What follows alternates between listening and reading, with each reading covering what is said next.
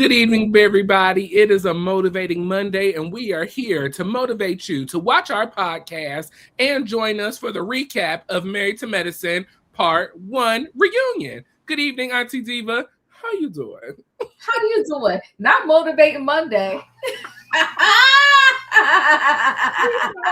People to check us out, okay? See us, with us, do what we do. Watch us as we watch ourselves and as we watch the show unfold. Diva, this has been an amazing reunion so far. I'm here for it all, okay? The fights, the fussing, the arguing, and the standing on business. Because Diva, if you don't do right by me, I got to reflect you and your character and see where we stand going forward.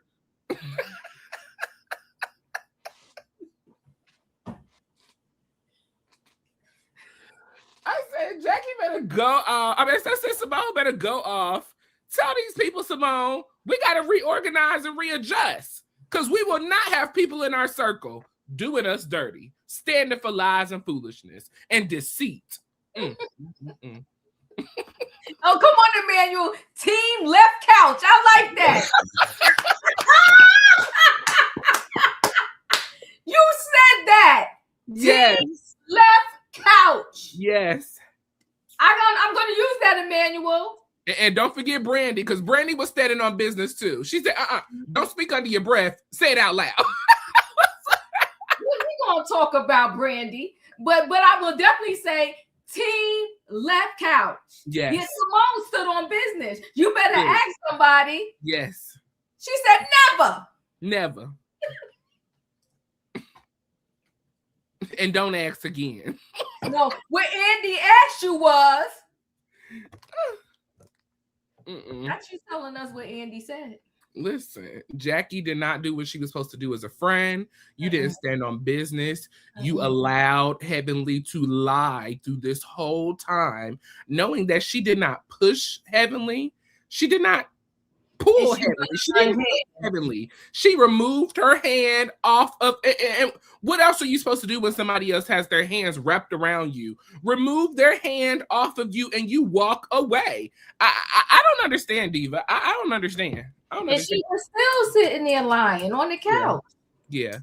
Listen, but good evening, everybody. We are here. We are live on both channels, Chronicles of the Gray Hair Diva and Royaire's World, to recap the latest episode of Married to Medicine, episode 15, season 12, reunion part 1. Okay? This reunion has been explosive from beginning to end. Everybody has seen the trailers. And in my personal opinion, Diva, I think they showed too much of the trailer for this reunion. They played too many parts. Like, let us be surprised. Give us a little something to look forward to. Like, don't tell it all. And I feel like they kind of told a lot in the trailers, this season. Sorry, y'all, I'm adjusting. Told a lot in the trailer this season. But, I'm here for it all. It has been a great, part 1 so far. And I definitely think they needed just a 2-part, session. Because like, as we have said, not a lot went on this season, but just enough went on to carry us into a part 2 to see how that unfolds. I was here for it. Here for it all. Well, listen, everybody, we are going to jump into our street news moment. As you always know, we got a little street news topic for you, so let's jump right into that. Come on, the street news. Okay, so I normally do not do things of this nature because it is against my religion, okay? It is against my first family, but we got to talk about it, okay? Because it's been everywhere. It's been all over the place. This is what the people talk about, Diva. You have brought it to my attention. And so we actually now have a news reporter who speaks about the paperwork that the health inspector did issue to Miss Tina's gumbo stop down at the rodeo, okay? So I'm going to play this. Let me get the sound going. I don't know why I keep playing without me hitting play, but let's listen. Seafood labeled keep frozen and gumbo that inspectors say was stored in a freezer at an unlicensed off-site location. That's what's in these records that we obtained about the temporary shutdown of Mama Tina's Gumbo at the Houston Rodeo. According to the complaint, the customer ate gumbo in the afternoon and later reported vomiting, chills, nausea, and fever. She even said she was throwing up blood. Health department records say inspectors learned the gumbo was cooled, put into buckets, then taken off-site to be frozen before coming back to the rodeo site to thaw for service without any documentation showing safe cooling and storage times. Thawed seafood labeled keep frozen and gumbo that inspectors say was stored in a freezer at an unlicensed off-site location. That's what's in these records that we obtained. Inspectors also wrote they observed shrimp and crab labeled keep frozen that were no longer frozen. Any of the food that wasn't frozen had to be discarded. The records say operators were cooperative and inspectors returned March 17th for a pre-opening check. The report says they swapped from a refrigerator trailer to a freezer trailer. Food was frozen solid and gumbo would be made on site daily. We haven't been told if the health department received any other complaints of people feeling sick after eating the gumbo. Inspectors also wrote they observed shrimp and crab labeled keep frozen that were no longer frozen. Any of the food that wasn't frozen had to be discarded. The records say operators were cooperative and inspectors.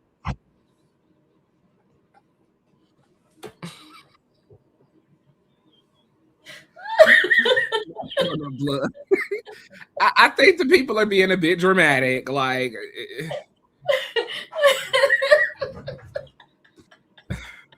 child. Come on, Will. Throwing up blood, really? Like, stop it. Just Oh my God, my stomach hurt. Listen, don't do that. Oh, cause it's Tina. They could be possibly throwing up the blood. I mean, you got a little seafood poisoning. Calm down, like.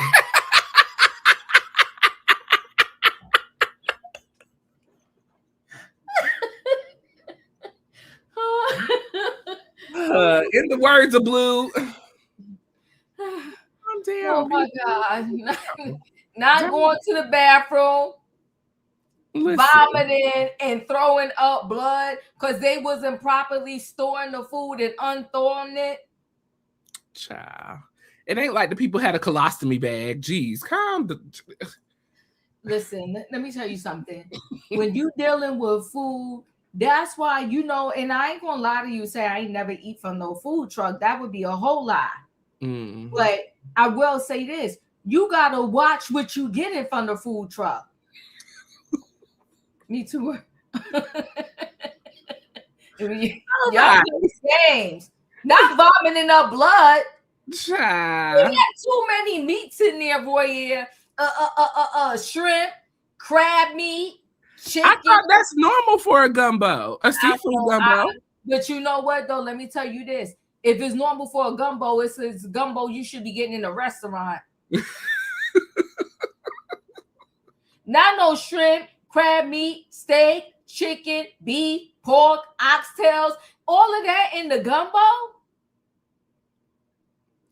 Listen, and you just got a truck, a food truck, and then you had to transfer the truck and make it a freezer truck. That's something that needs to be at a restaurant. Y'all doing too much. Now the truck got a freezer component, a refrigerator, and then they said they was gonna make the gumbo fresh now at the stand. Yeah, that should have been a thing already. No, that's too much. Too much. This just sounds like really bad planning. Hello. I'm vomiting up blood. Hello. Like, I need to know what that individual was doing before they had Miss Tina gumbo, because that gumbo had them in how you just start vomiting up blood right after you ate it? Like the food. But that's how bad it was. That's how bad it was. No, that person was in the ICU. You in the ICU with some gumbo? Child. The people doing too much. They doing too much. I know. Let's be clear, Royaire. Why is Miss Tina Knowles? Why does she have a gumbo stand?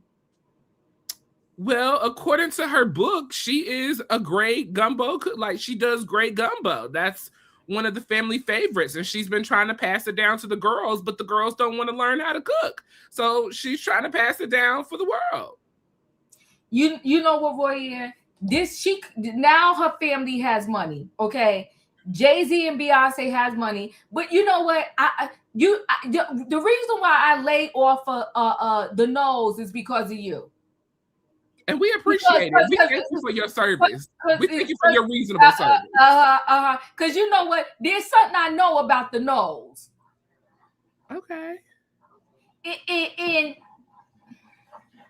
I'm going to shut up. You out there? Come on, you big and bad.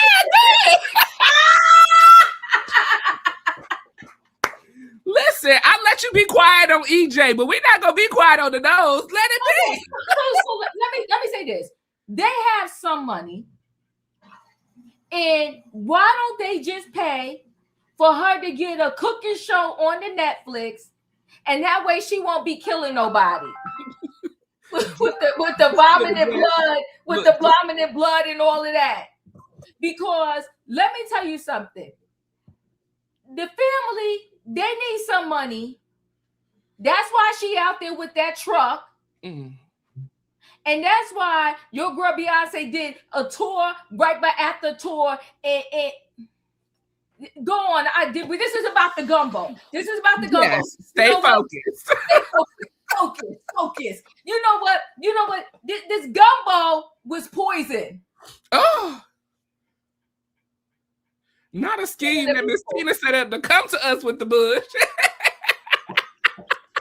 So Royaire, are we going to go to Houston? You going to get the gumbo? You going to eat the gumbo? I mean, I'm open to that.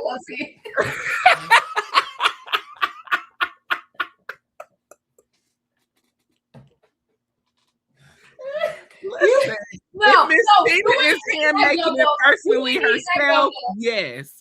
You ain't eat that gumbo. If Miss Tina is making it personally herself, yes. I'm pulling up to the table and me and Miss Tina can have a beautiful lunch and we can sit and chit chat. We ain't even gotta talk about Beyonce. We could talk about you, Miss Tina. Listen, I'm always down for a nice little lunch and a chit chat, baby.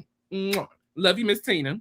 No, I'm gonna wave to her and keep moving. You know what? And matter of fact, I ain't buy nothing from the 3 trucks to the right and the left for her. Not you punishing everybody in the vicinity. I'm gonna go get some water and popcorn and keep it pushing. Nobody eating that gumbo. Listen. Apparently the truck opened back up the next day. So apparently they got things together within the day. But I did hear that business was slow after that. So I'm not exactly sure how long the rodeo stays around down there in Texas. You know, I know that is kind of like a summer thing long for them. So I don't know if it's going to be around for the summer. Maybe business will pop back up again. Or maybe, Miss Tina, you just need to let this venture go. I mean, you've done a great job with the hair, with the designing of the clothes, you know, being Beyonce's mom, you know, and Solange's mother, sorry. You've done a great job overall. You know, the marriages didn't work out so well. Cooking, maybe like the marriages, not working out so well. But we appreciate you extending your family's gumbo to us. And, you know, if you want to make me a personal plate, Miss Tina, I'm here for it. But, you know, at the rodeo, down where all of the other people, I mean, it's just not natural for me to eat at food truck. Now, Diva, I can honestly say, I don't think I've ever ate at a food truck before. I don't think I ever have. And you going to try Miss Nose for the first time? I said that we have to be. Ain't built like that. He has to make it. It's got to be at her house or at, you know. I don't even know why I tried to do this with you. Your sister said she went to the rodeo. She didn't get the gumbo, but her sister did. Your sister's stomach is made of steel.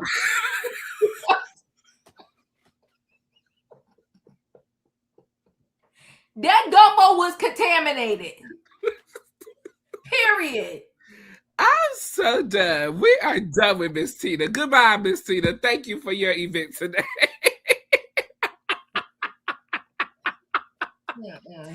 But listen, best wishes to all of those who unfortunately got sick during that event, you know. Not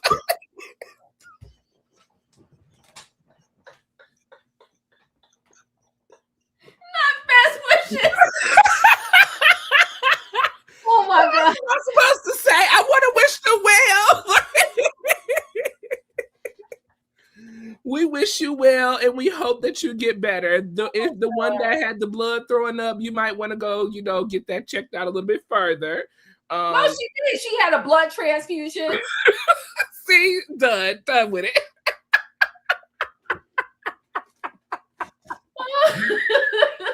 Not a transfusion.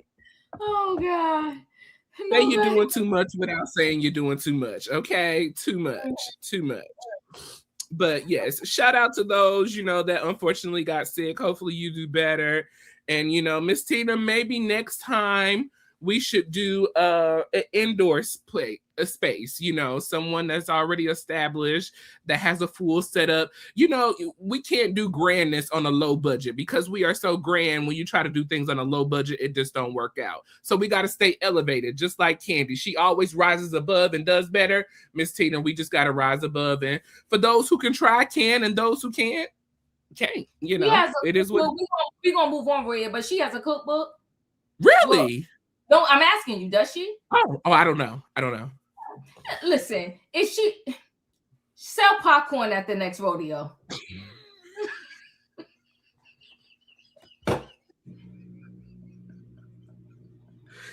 Come on, Miss Tina, special seasoning popcorn. We got your next idea, Miss Tina, popcorn. Look, it's really neat, fun to make and fun to eat. Butter, garlic and herb popcorn. Oh my God. Okay, go ahead. I'm replaying games. Go ahead. Okay, people, we are here to recap Married to Medicine, season 12, episode 15, part 1, reunion, entitled Uncensored. And so we're gonna jump right into this. So we open up this episode with the ladies arriving, as we do with every reunion. The individuals arrive separately or together. So we opened up with Brandy arriving first in the episode. She's outside waiting on Simone. Simone says, "Hey girl, you ready?" She said, "Yes, I'm ready. Are you?" She said, "I'm ready for the girls to tell the truth. Okay, tell the truth." Brandy says she's here to tell the truth, so she's good. Oh, Royaire froze. Did he freeze for y'all too? Or is it me that's frozen?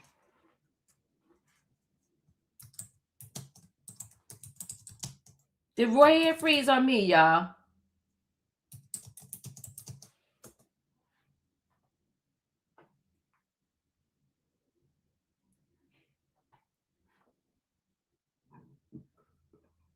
No, he froze. Thank you, Paige. Thank you, Paige. Royaire, you got to go out and come back in. I'm going to text him, y'all. Uh-oh, there he fell out. Maybe he realized that he's going to come back in. But yeah, in the meantime, people, hit the like button. Y'all know the routine. He's coming back in. Okay, we back? Yes, you're back. Uh-huh. Sorry, everybody. I don't know what happened, but we're back. No worries. Okay. So we have Quad and Angel, they're coming in together. And it's just like I felt about Angel all season. She's just like a little puppy dog following behind Quad. And that is exactly what she looked like, a little puppy following behind Quad in their little fur jackets. We have a moment with Simone. She feels some type of way. She's talking to her hairstylist. She's feeling some type of way, in regards to Jackie. Wait, I got to add this before you go on, Royaire. You forgot Contessa arrived with her white fur coat on, right? Quad and Angel had on their fur coats. What's her name? Brandy had on this outer space red jacket with the. It was disgusting. It was terrible. Okay. Yeah. And Toya said, "See you later." Let me just say this: I'm calling Peter on the ladies. Maybe it's fake. It could be fake. It could be faux fur. Can't you wear the faux fur? Well, that was fur fur. That was fur fur. Okay. That looked like fur fur. Oh. And yeah, and Angel was tagging behind Quad like a little puppy. Okay. Yes. But I thought, but Angel, can somebody tell her to do it? See, that's why I told you. Her stylist gets an F because I'm sure her stylist sent her in that red coat inside to the thing. Oh, Brandy's, yeah. Oh, Brandy, yeah, that was horrible. What was that? It was. I don't know. I don't know. I didn't like it.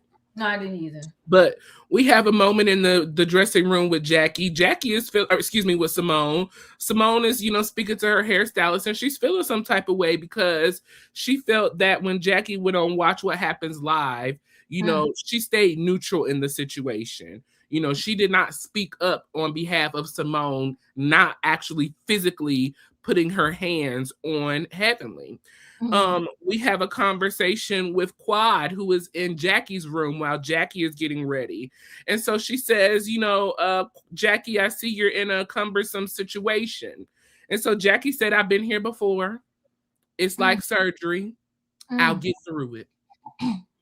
I said, this is disgusting. You can tell that Jackie don't even really honestly care about how Simone is truly feeling regarding the situation. You only are being held by your foot to the fire because the audience is holding you to that fire, as well as Andy, in my opinion, because we didn't have a moment, or I'll get to that in just a moment. We have a moment with Heavenly and Mimi. They're speaking in Heavenly's dressing room.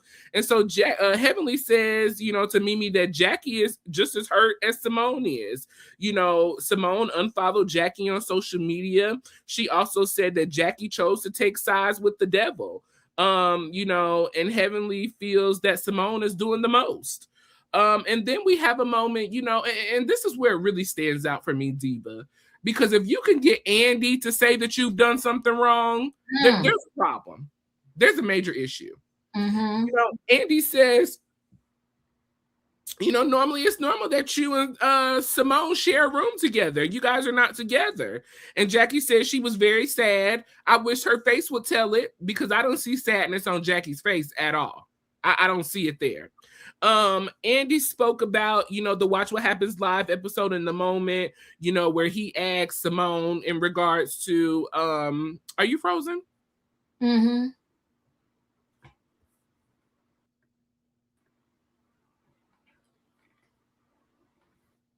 Okay, y'all, we are having some issues tonight. Not my girl Frozen.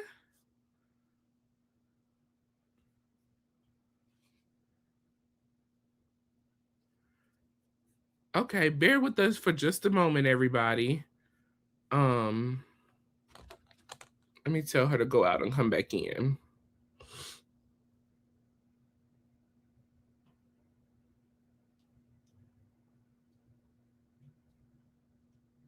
Okay, here we go. Child. Listen, I don't know what's going on tonight. Neither. Okay, we're back though. We're here. You good? Am I good? You good? I'm good. I hope so. Yeah, I think we good. Okay. So, see, this is why you don't be talking about Beyonce on her good internet. Child, Miss Tina coming for me. Miss Tina, I am so sorry. I shouldn't have done this. I went against my own rules, so my apologies. The gumbo was still a hot stinking mess.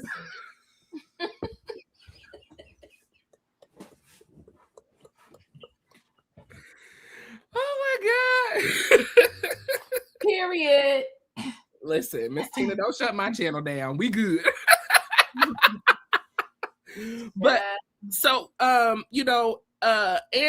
says he believes that the moment where the fallout happened with Simone and Jackie was on Watch What Happens Live, the night that Andy asked, in regards to the situation, what actually happened, and Jackie, she, in my opinion, took the side of Heavenly. You stood 10 toes down in regards to what Heavenly was saying, oh, well, I wasn't there. Then you say, Andy says, well, you seen the footage, what do you think about it? For you to still play like you don't know what happened, it ruined the friendship with you and Jackie. And so that's where we are now. But Jackie claims, she wants to get things back together with her and Simone, and she should have stuck up for her friend in the moment, and she didn't. And, she's going to apologize tonight for that or whatever.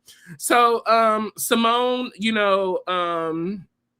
she is, Andy wants to help bring the situation back together. And so Simone says, listen, I know you were a part of helping to bring back the divorce, bring us back from the divorce, But I don't think we're going to be able to come back from this. It is what it is at this point in time, unless Jackie can pretty much apologize.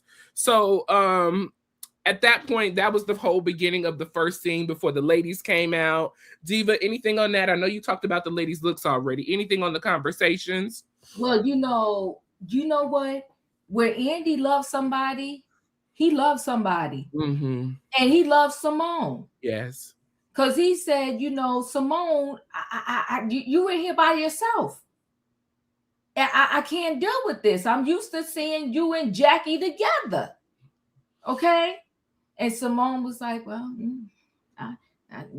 what? And Simone, you could tell, is hurting because she crying. Yeah.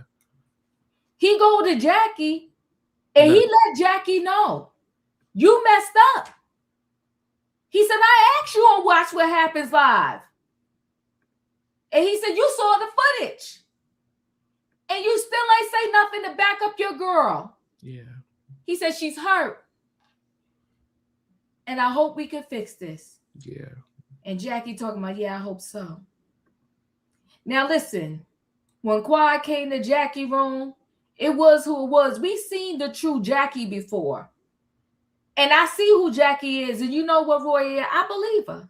Yeah, Jackie didn't drop a tear. This your friend for 30 plus years.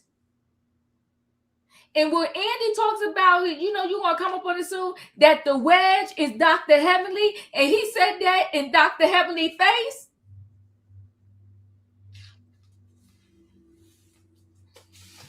I was here for it, okay? Mimi and Heavenly talking.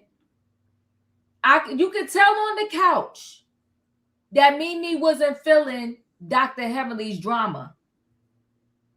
But she also got us have an alliance. Okay? Because like Emmanuel said, to the left. I'm with everybody on the couch to the left. The right side can do whatever. Okay? Simone told Andy it is what it is. And I will say this before you go on. I like the couch setup. To the left is Toya, Simone, Contessa, and then soon Brandy. To the right is Quad, Jackie, Heavenly, Mimi, and then comes Angel.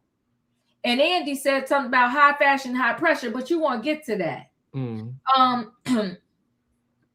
So Jackie and Simone did not share a room. She said she needed Jackie to deliver, and she didn't. But you could continue. Yes. So, yeah, pretty much the opening scenes. I agree with everything you said, Diva. In my opinion, I don't see Jackie showing any kind of real remorse. You're saying these things, but I don't have any feeling behind it, no emotion behind it. It's giving a lot like how you did Buffy when Buffy told you that you did her wrong. Yeah. And you, if I did you wrong. It's amazing how people can do a if apology when it's convenient for them. But when Curtis had to apologize to Quad and King, there was no if, we offended. Girl. Stop. Cut the BS. He's so full of it. Full of it. So we open up the reunion. Of course, Andy welcomes all the ladies to part 1 reunion of Married to Medicine. He says that the Med Gala scene is in honor of the stage, is in honor of the Met Gala, the event that the charity event that the celebrities host once a year. He goes around and welcomes all the ladies, and all that. Andy, he said that he was shocked to see that Jackie and Simone were not sharing a room this year. And Simone feels that, Jackie didn't show up for her. And that's kind of where they stand right now. We get into our opening package first, which is with Toya. We open up with Toya in regards to her new house, her relationship issues, the couples trip that she hosted, and the Med Gala that she put together. Toya was first questioned in regards to she's still living in the home that her and Eugene built. She said, yes, she is still there. Okay. I said, Andy, wow, what a way to start. Messy boo. so incredibly messy. I was like, what the heck? Andy asked Heavenly, is this Toya and Eugene's forever home? Which, in my opinion, why did Heavenly need to answer that question? This is Toya's home and Eugene's home. We didn't need that. But of course, Heavenly had a smart answer talking about Toya will sell the house in a few years and she'll move into a condo by herself. And so Quad said, Heavenly. And so Heavenly said, ooh, did I say that out loud? I mean, she's going to sell the house and make money off of it and move into a condo with her and her husband. The foolery of it all. You can't even come. We at the very beginning of the reunion. You can't even talk like you got a little bit of sense just at the start of it. But what more can we expect from someone who's running for state representative? When asked in regards to how she talked to Eugene, there were a lot of questions from viewers regarding her talking to Eugene in the manner that she does, how she treats Eugene and their relationship. Toya feels that a lot of the people are projecting, including the ladies on the other side of the couch, onto their marriage. She said every marriage and every couple fusses, fights, and argues, just like, everybody else in the world. And that other people just choose not to show that part of their relationship. But Toya pretty much shows all of her authentic real life on this show. So this is what we see, and this is what we get. Simone was asked, does she stand by her comment in regards to Toya skip work day, saying that Toya skips work every day. She lives a life at home of lavish and luxury. Simone says she stands on it. Toya has a beautiful home. She keeps it immaculate, and nobody can come over there and say that she needs to pressure wash her house. When I heard that, Diva, I fell out because my favorite read from Mariah Hux is that you are going to, what she say? You need to pressure wash this house. We all going to be contaminated up in this place. I said, come on, contamination. Now, when she said pressure wash the house, I died. Hilarious. Toya feels that a lot of the ladies in the group deflect from their issues so that they don't have to talk about what's going on at home. She said, but one thing you can stand on for sure is that there is no talks of cheating in her relationship. And there are no rumors of her children having issues at home, work, school, or any other place, okay? So the ladies need to focus on what they have going on before she opens up the book and tell all of their business. Now, how about that? Heavenly said that there's an untold story in regards to Toya's marriage too, and the reason why Eugene was fired from his last job and what he be doing at the hospitals, okay? Quad said, well, listen, if we were going to stay off of people's relationship, we're going to stay out of the whole relationship. And so this is the ladies kind of going back and forth with each other. Jackie says that Toya has spoken on her marriage several times, and Jackie has said nothing about Toya in the way that she disrespects Eugene. Toya said that Curtis came to try to talk to Eugene about stuff, and Curtis is the last one that needs to come and talk to Eugene or any other husband about anything, especially after what he's done to Jackie. Toya also feels she acted poorly when it came to how she spoke with Eugene in regards to their fight, because Andy did address, the whole scene in regards to Toya saying Eugene needs to be a man and, get the other men up and, wanting to be a part of the whole game of it all that they were hosting at their home. Toya, she said that she doesn't want to fight with her husband like that, especially in front of people that doesn't support her. She felt that in the moment that she was spiraling out of control, and she really wanted her real girlfriends, if they were real friends and close to her, they would have came and checked on her and secured her and let her know, hey, Toya, in a loving way, this is not how you want to, handle this situation. We might can go about this another way. Some of the ladies did do that for Toya, and she acknowledged those ladies. One of those ladies being Contessa. And I love the way Contessa also took responsibility and said, well, as a group, we should have been more supportive, or we should have just left all together so that they could have handled that situation in their home as a couple. Mimi claims that she never said anything negative about Toya. Andy had to remind her, no, ma'am. In your confessionals, you said that their marriage was cringy and it was chaotic. Those were the words that you used, okay? And so Mimi jolted back because she wasn't ready for Andy to come and check her. She thought she was coming to argue with the cast. Yo, Andy did the darn thing. He said, oh, actually, you said their marriage was cringy.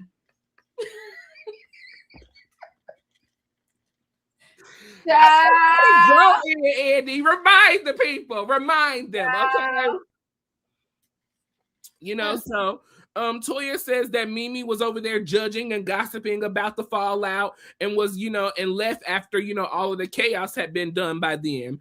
Mimi claims that she's all about marriage. She was the first one to leave. She didn't say anything about Toya. Toya called them a bunch of hating bitches, and Toya is projecting on them. She tried to get Toya to talk to Eugene in a better way. And all of this stuff. And granted, Mimi did try to get Toya to talk to Eugene in a better way, but you were judging their relationship as you were still doing all of this. Oh, I would never, and this, and that. Mimi, go back and watch the clips. Pay attention to you, because obviously you focused on everybody else and what they doing. You missing the part that you played in it as well. Andy brings up, Toya talking about, Heavenly talking about Eugene's penis size again. Heavenly said it had nothing to do with Eugene. She was just giving a jab back to Toya. Andy also brings up Jackie, saying that they put Toya in charge of the Med Gala, to teach her a lesson. And Andy wanted to know, what lesson were you trying to teach her? And Jackie said, she was trying to teach her, they knew that Toya could put together a party. That's what she does. She does all of that. But they wanted her to understand how much work goes into it and how you have to work together with other people. Andy did ask, how the ladies felt about the Met Gala, and they gave Toya her props. They said that she did her thing. It turned out to be a great event and that they were proud of Toya. Even Heavenly said that as well. So kudos to them for actually giving Toya the props that she truly deserved. Was it everything that they wanted it to be and how she planned it? Was it perfect? No. But y'all were still able to serve two young ladies and help provide them with money to continue their education to become a part of the minority of doctors that we already have a rare number of. So we got to look at the bigger picture and not just the little small stuff. And then we did get a moment when talking about the text messages. One of the lab coats that was given to Toya, she put all the text messages on the inside of the lab coat, okay? I said, this is petty Betty, and I'm here for it, okay? You better have all of the text messages and everything. And so she talked about how hard and difficult it was working with these individual ladies. But I also felt that Toya also took into concept of how hard it has been putting this Met Gala together for the last 3 years. And she understood the importance of her not being as supportive as she could have been. So that was pretty much that first package with Toya and everything that went on. Anything that you'd like to share, feel free. The Toya package was nice. I thought, though, they was being really messy with the joke about Toya's home. I thought Dr. Heavenly was being very nasty by saying she feels that Toya will be selling her home soon, getting a condo, and by herself, and then going to say, oops, did I say that? I mean, with her husband or whatever. I think that all of them played too many games with the marriages. And I thought that, Andy asking the question was being very messy, but Heavenly's response was just nasty behavior. And, they all, because I didn't realize Toya says she's about to approach 50. Looks really good. Amazing. I was like, oh my God, I didn't even know that. Amazing. I didn't know that. So they all look really good. It's just, I'm just like, you know what? Excuse me, the petty games is messy. Here's the thing. Let's keep it 100. We don't have cameras following us. There have been some things I said that I wish I didn't say to loved ones, to significant others, to my kids, and thank God it wasn't caught on camera. I think her husband I think Toya, she got a little toasty at her own party. She got a little toasty. And when she got a little toasty, I think Toya, she went too far. And she said she had a breakdown. And I think it was good of Bravo not to show, because she said she went in her closet and had closed her closet door. And then, Quality came to see her, locked herself in, and some other ladies came to see her, whatever. And Mimi tried to sit on that couch and put a spin on the situation, but Mimi, stop it. I wish Mimi would keep it 100. Yes. Right. To me, she's phony. She's a fraud. And so, to say, oh, it was cringy. there's a lot of stuff you did that was cringy. That had nothing to do with you arguing with your husband, but it was cringy. So my thing is that she spiraled out, and like she said, you know, she needed people that were behind her to come speak to her to say, you know, come on, Toya, whatever, whatever. And I do agree with Dr. Contessa. Real friends would have been like, you know what? The party's over, everybody go home, and they would have made sure Toya was good and they would have kept it pushing. So I do agree with that. Like I said with Mimi, I just feel like Mimi didn't want to take accountability for nothing. She a whole therapist, but then sometimes she want to be a therapist, and sometimes she want to resolve herself of her therapy duties, right? Oh, I don't mean to psychoanalyze y'all. I didn't mean this. I didn't mean that. Mimi, whatever. Okay. So I just really didn't like that. You know, when Toya said there ain't no cheating, no this, no that in my house, and then Heavenly, I do believe what she said was a whole lie about Dr. Eugene and what he's doing in the hospital. I don't believe Dr. Eugene is doing anything. I really don't. I think he's built for Toya and he loves Toya, and that was it. I think Dr. Hemley just wanted to say something to make it be like, oh my God. But yeah, I didn't believe that. When Simone talked about that house being pressure washed and how she said my husband married me because we was in love, not because I was pregnant. And Dr. Heavenly couldn't say 2 words after that. She talked about my husband is too good to me. Said my husband is good to me too. Because to act as if couples never argue is a joke. It's a joke. It's a joke. And that's the problem. Y'all are on here not showing your authentic lives.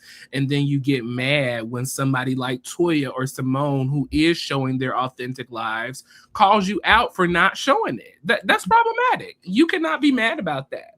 You can be mad about that. Yeah. And what Toya and for Toya to sit there and admit, like, I didn't like the way that I behaved at the party. I was out of control. Like, there's things where I said, oh, I know I could have did that better. I feel like Toya took complete accountability during her package, during her scene. I felt like, you know, she said what needed to be said. She stood on business. A lot of these ladies try to judge and point at Toya and how bad her marriage is and how bad she treats her husband and all of this. Jackie, ain't nobody talking about how you neglecting your husband constantly. Because it came out of his mouth. Bad he been cheated on you. It came out of his mouth. Out of his mouth. You know, Heavenly talking about Eugene's private area.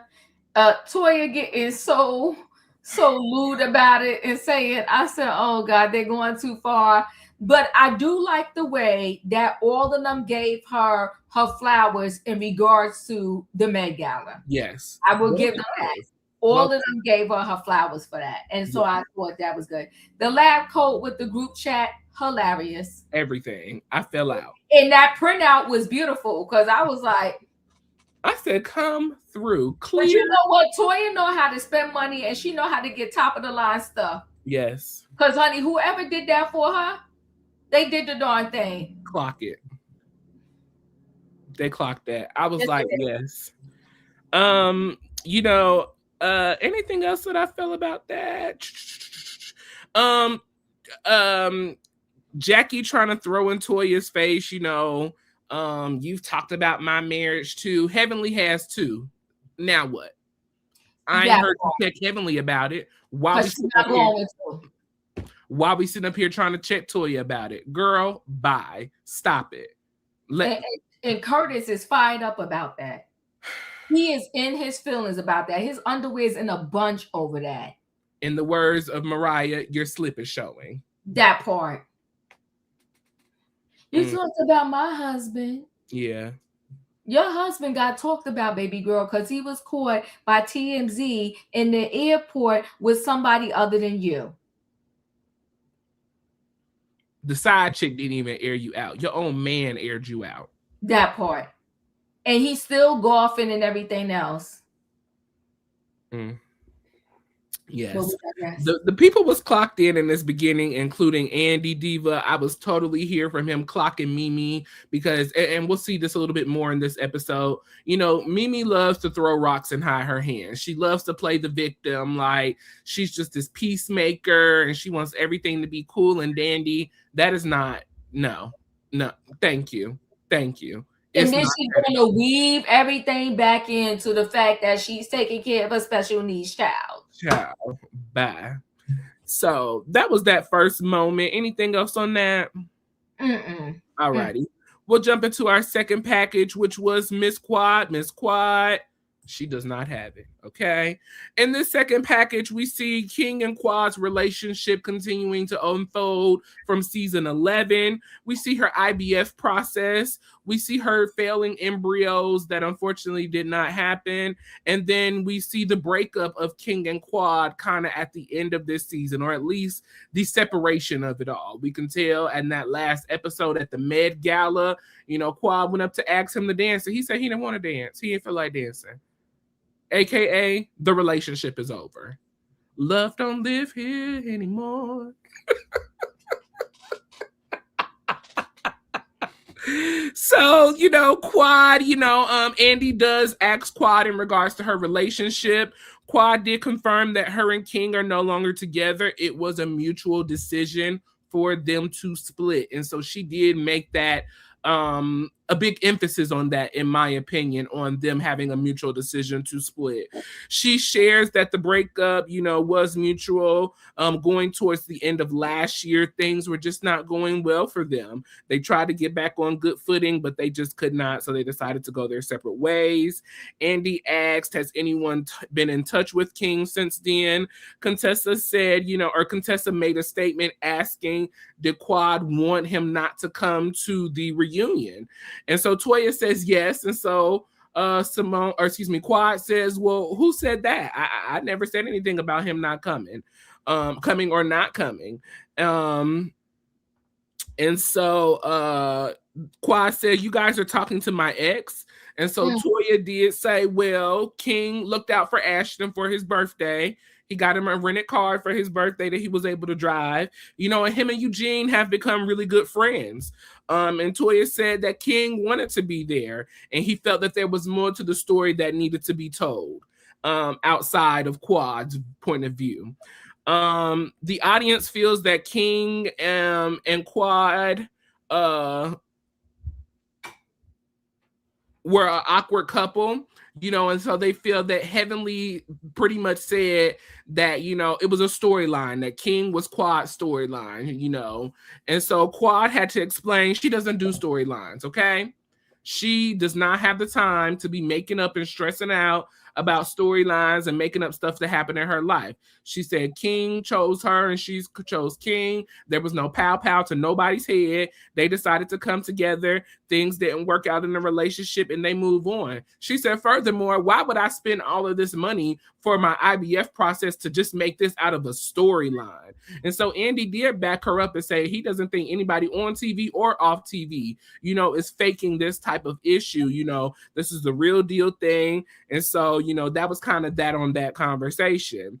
Jackie shares how fertility, can damage and destroy a relationship. She's very full aware of that. Simone had a little question for Quad in regards to her and King's relationship. And so she wanted to know if y'all couldn't decide whether or not to move into each other's homes, which house to move into, if y'all couldn't decide, who was going to do what type of parenting and all of these things when y'all were going to get married, why would you decide to have a baby with this individual? And so Quad said, because he's a great co-parent. He has a daughter right now. He does not live with the mom. They are not in relationship. And he is a great co-parent with her. Contessa says it didn't seem like that he was as interested in the parenting journey as Quad was. And it came off a little awkward on TV. And you kind of want at least the parent of your child to be just as into you or into the child as, you're into them. Quad said it was a mutual decision. They both decided to do this, the two of them together, and it just didn't work out. And Quad is considering other options, and we will just have to wait and see, how all of this turns out. Now, here was my thing, Diva. Quad had her face splatted on the reunion this season. I mean, you look foolish. Everybody said that King was not as into you as you were into him. Everybody's seen it. You know, the signs were there. I had the same question as Simone. Why would you be wanting to have an individual with somebody that you can't make simple decisions with? Whose house are we going to live in? What are we going to get married? Are we not going to get married? You want to have a child with someone that you are not evenly yoked with in other things in y'all's lives, and then wondering why things didn't work out. In regards to Heavenly saying that this was a storyline for Quad, Heavenly, this is supposed to be your friend. This just goes to show that you don't have no boundaries as far as what you say about your friends, who you heard, who you don't heard. You just say whatever comes to your mind and let it fly out your mouth. It was rude and disrespectful to say, especially considering her IVF journey and how it did not work out in such a positive way. I don't know. Anything? This package was interesting. I will say this. I do love the way Quad talk. Okay. Cause Quad she know how to use them words, okay, her dictation and the way she speak.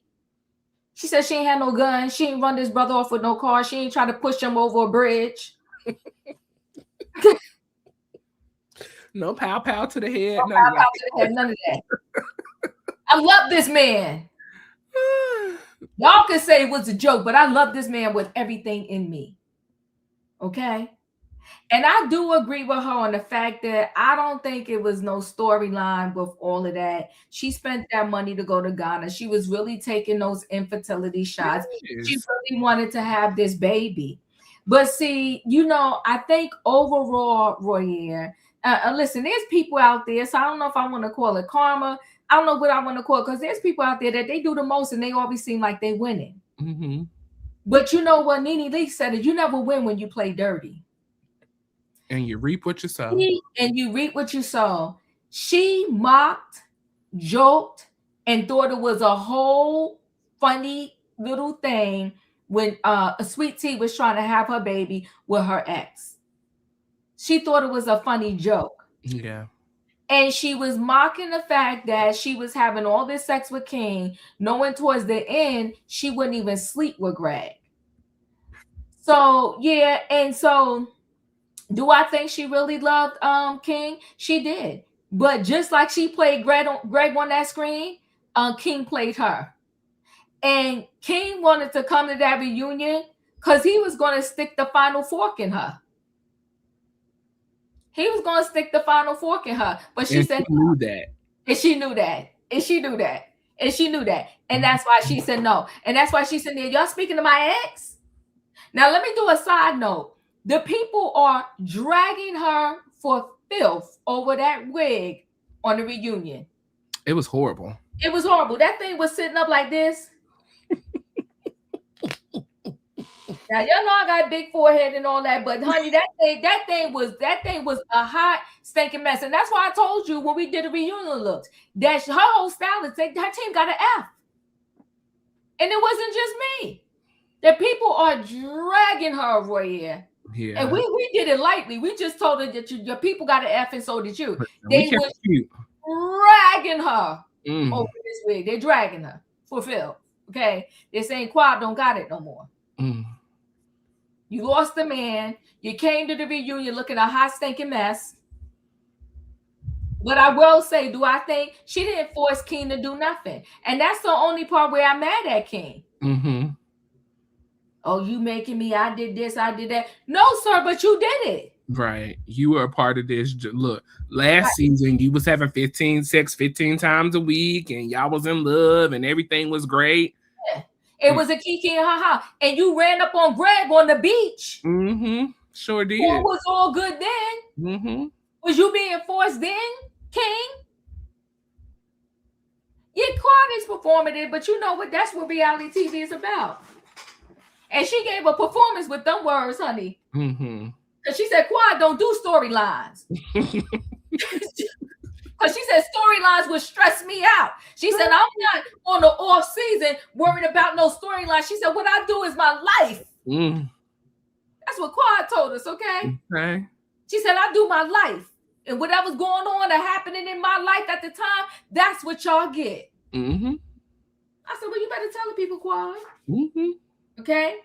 When Simone asked her the question that everybody been telling her, Simone came out her cute and sweet because she really wanted to say the same thing Curtis said, but she said it in a different way.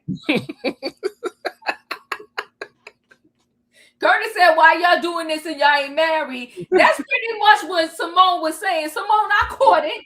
I caught it. That's pretty much what Simone was saying, but she said it in a different way. She said, well, why if y'all can't even decide y'all going to live together, where y'all going to live, why would you do this, that, and the other? Because he's a good father to his daughter he don't live with now. So she said, oh, because he would be a good father. Simone said, okay.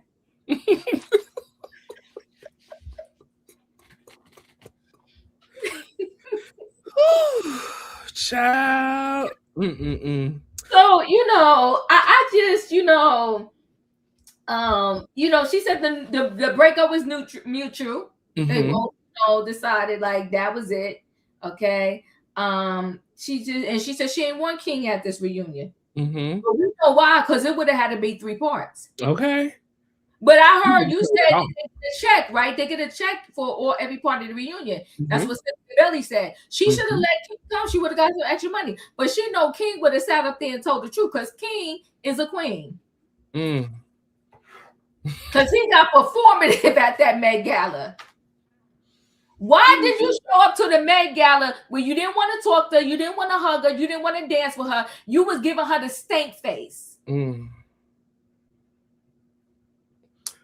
Look, he had to be like TJ and show up for his last check. He want to make sure that check clear. I don't know. This was a very interesting, for Quad. And I noticed that during this reunion that Quad was trying to play the nice friend, trying to keep everybody nice to each other and making sure people said, good things to one another. I've never experienced that at a Quad. Little English Rose, King and the daughter's mom own the house together.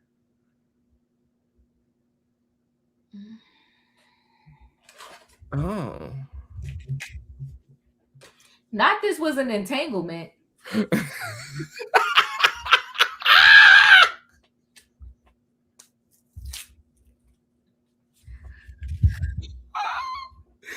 Look, and she don't know if she's ever going to forgive him and allow her to move back into the house.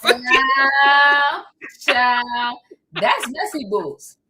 That's very messy. But I mean, you chose to be in a relationship with someone that you couldn't even decide whether or not y'all wanted to live together, Diva. I mean, that is the first of, in my opinion, any real relationship that you're really considering being with someone. Like, if y'all can't even decide who gonna move in with who, or if y'all gonna buy a house together, what are we doing? What are we doing?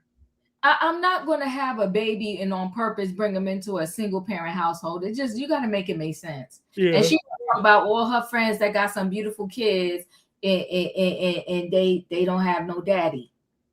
Now, let me ask you this, Diva. Do you think that the other ladies are wrong to still carry a relationship with King outside of the breakup? They did it with Dr. G. Apparently, they like to be friends with quad exes. Listen, they all performative and they use people as they need them. That's true. Because they was using Dr. G until they wanted to throw him out in the trash. They used him for a whole season or 2 seasons, and then they threw him out in the trash. You know who's the ringleader of the men's group? That Dr. Damon. Yes. He's evil. I seen that tonight. He's evil. Yeah, he's definitely the ringleader. He's the ringleader. And now Curtis is a close behind. He's a close second. It's a cult. It's a cult. And let me say this. Emmanuel said this, and I'm connecting with you, Emmanuel. He said that Steve has brought the men to an all-time low. I agree. The men have argued, but they never went this low. No. Steve is what did Mariah say? You declassing the franchise? Declassing the show. And him and Mimi are declassing the show. Period. Yeah. Steve brought this to an all-time ghetto low. All because you didn't buy a ticket for a charity event. $150. $300. You ain't even on the show, and I could come up with $150. You could ask 3 friends for $50, and you got. They don't need to ask 3 friends for nothing. You walking around with all this Louis Vuitton on, and let me say that Cecil, your obsession with Steve and this Louis Vuitton, it's getting overboard, sir. I need you to calm down. Calm down. You too hype about this man and his Louis Vuitton. It's too much. It's way too much. But anyways, we're going to stay on path. So we take a little break after that. We then have Brandy and Angel come out to the couch, the 2 friends of the show, excuse me. Let's see. We have a package with Angel. She's a mom. She's a nurse. She's an actress. And then we have a package with Brandy. She owns medical spa. She has 4 kids, and she is a wife to her husband. Now, I didn't see her husband come in. Did you see her husband come in? I did not. Okay. I did not. But listen, he couldn't come to Jamaica either.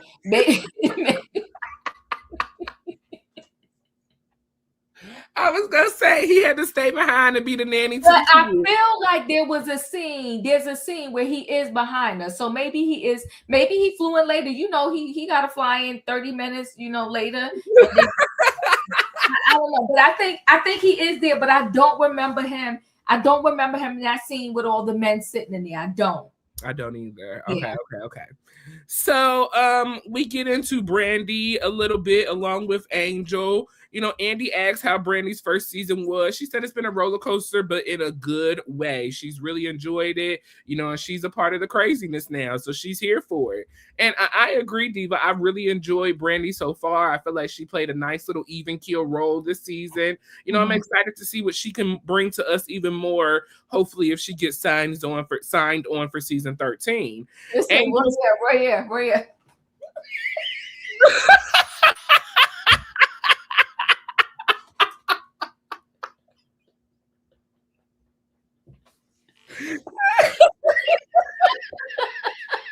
Look, and we're gonna say toodaloo to Angel. Oh my God.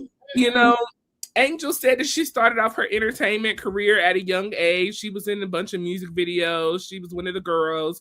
But she understood that in order to have beauty, you have to have brains as well. So she's been working on her multiple degrees and doing her thing with that. Hold on. She got multiple degrees. The last time somebody bragged about their degrees.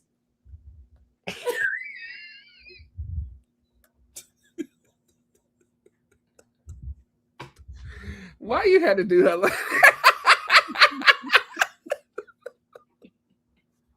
Speaking of that, have you heard anything in regards to that? Have we gotten a court date assigned or anything? For Wendy, I know Wendy was trying to go first, trying to have her court date before April, May, something like that. Yeah, I don't know. That whole thing is scaring me. Okay. Yeah. If anybody's got any updates on that, please let us know. We're still following that. Contessa crashes out in regards to Brandy. Glad you said she crashes out. Look, she was like a Street Topics moment. Push. Oh my God, I cannot with you. Over Brandy and her party, you know, so they had to go into a discussion about that because Andy had questions, okay? You know, Brandy had a little birthday celebration for her. You know, her husband threw her a birthday celebration for her birthday. It was a birthday dinner. A dinner. Birthday dinner. And so, you know, Brandy said Contessa, has so little to say now, but has so much to say doing her filming and at the dinner and in her confessionals. And, Brandy said, listen, next time speak up a little louder. Let me know how you feeling. Brandy said she did not have a party. She had a birthday dinner. She didn't understand what was the big issue or the confusion about the whole situation. Contessa claims that she didn't say anything out of line or out of pocket. Contessa felt, that she was being misunderstood, and she did not come to have bad intentions. Contessa wanted to, know why the event turned from celebrating Angel to then having to call her husband and thank her husband, for some chicken wings. So,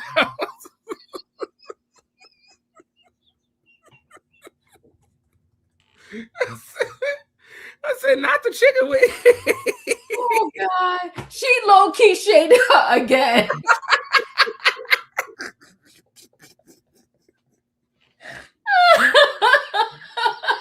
Oh my God. And it made me think about the little lemon pepper wings that was at the bed gala. No, she shaded her again. I was here for it. I died. Yeah, she said it started off because Heavenly was talking about, Brandy's husband throwing this party for her, and Contessa's husband did not throw her party for her, and how Contessa had been complaining about that. Brandy's next time she said, make sure you speaking aloud instead of speaking under your breath. So I said that, my bad. And then Contessa said she didn't understand, why we had to thank her husband. Brandy said that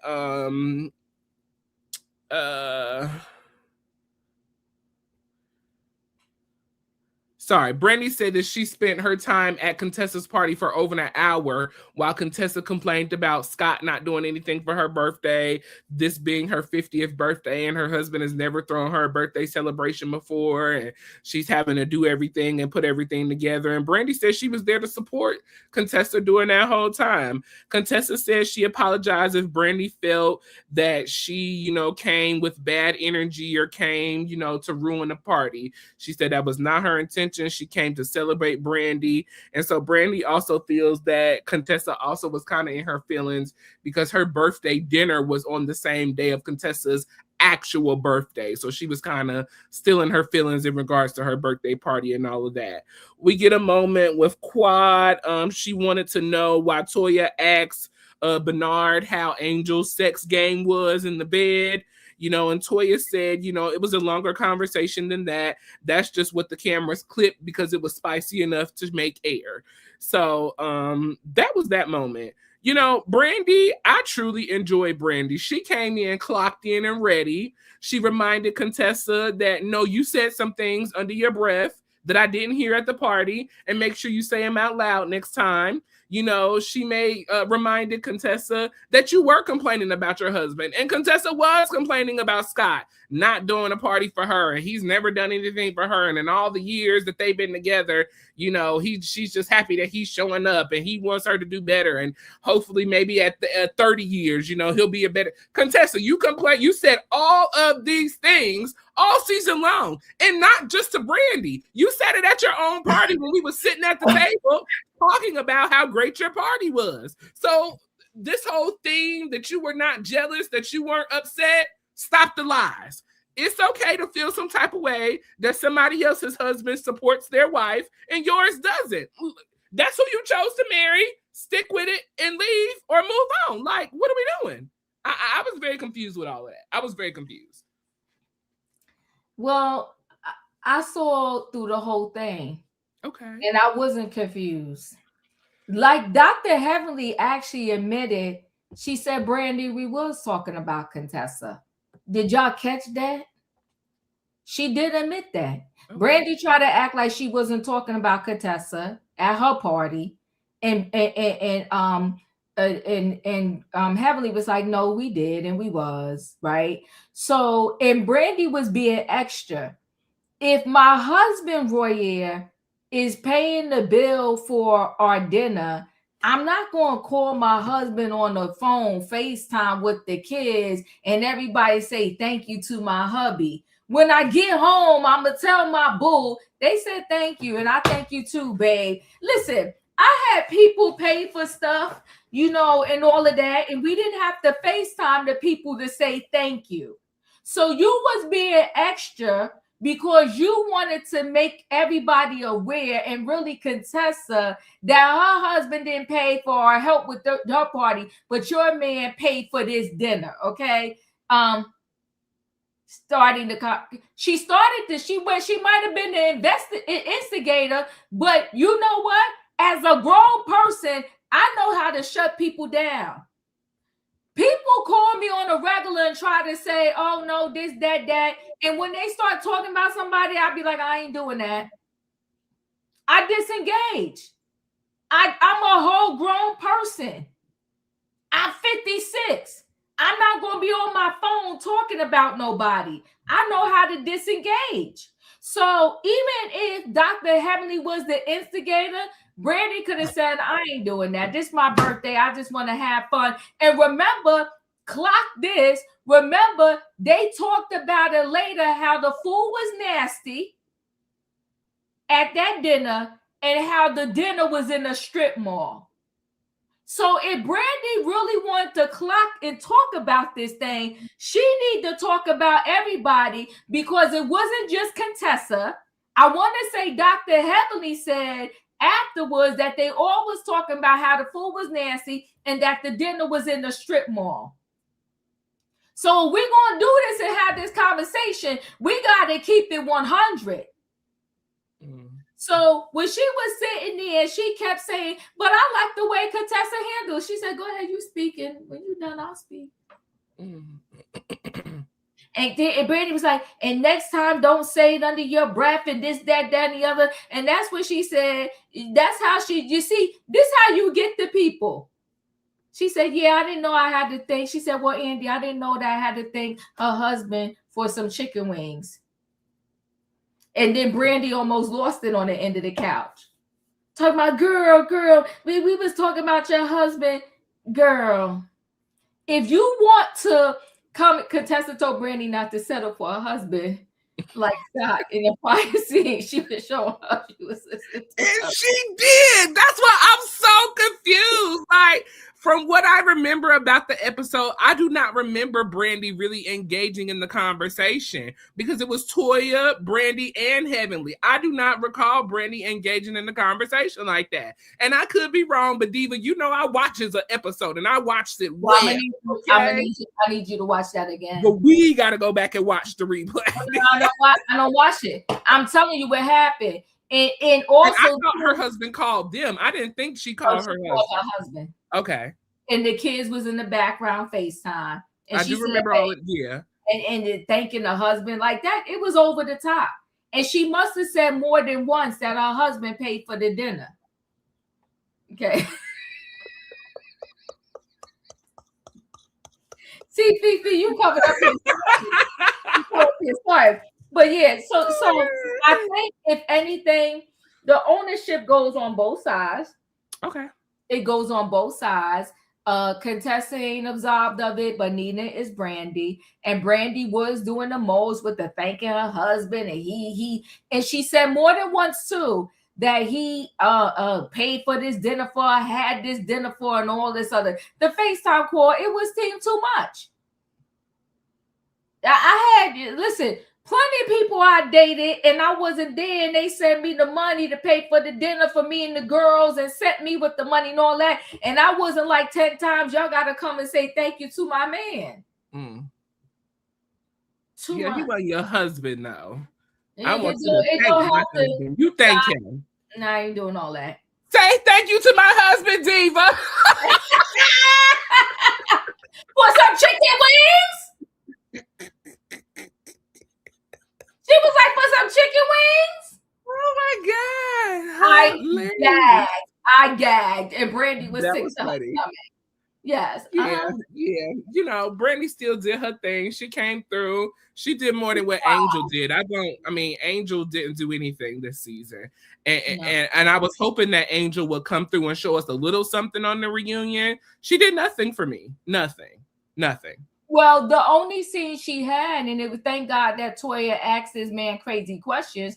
The only storyline she had was the fact that what's the name?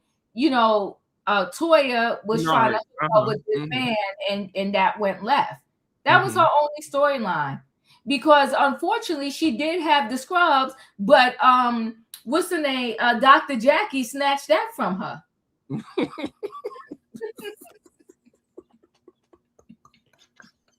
Private person. Listen, I don't. You know what?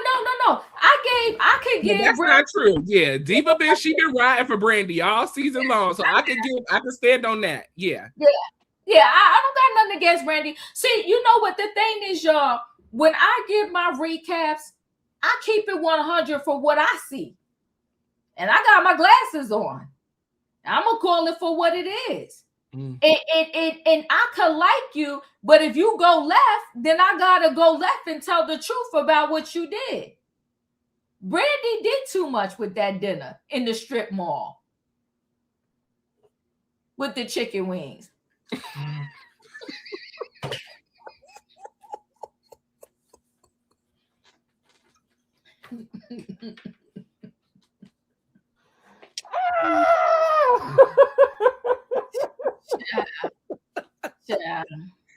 She did too much. Wait, I forgot, because I don't talk so much. Did you talk about Angel?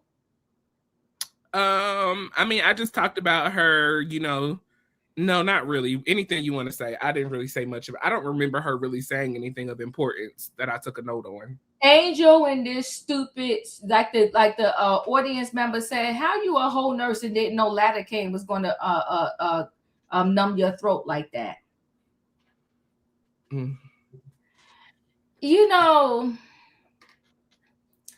Angel look made her look older. When we saw that wavy hair, like it didn't. I wonder if her and Quad had the same team. Didn't they have similar team or something like that? Somebody did, but I don't remember who, Royaire. Okay. I had to go back. Who. We gotta go back. Yeah, but somebody definitely did have the same stylist. Listen, what do you want me to say about Angel? We like the people like to give the people 2 seasons. So I mean, if the people are given 2 seasons, then I guess Angel got to come back in our life. But Angel's gonna have to figure something out, because what she did was she played, what was that guy name? Bernard. She played Bernard out. We need a Bernard and King on that reunion.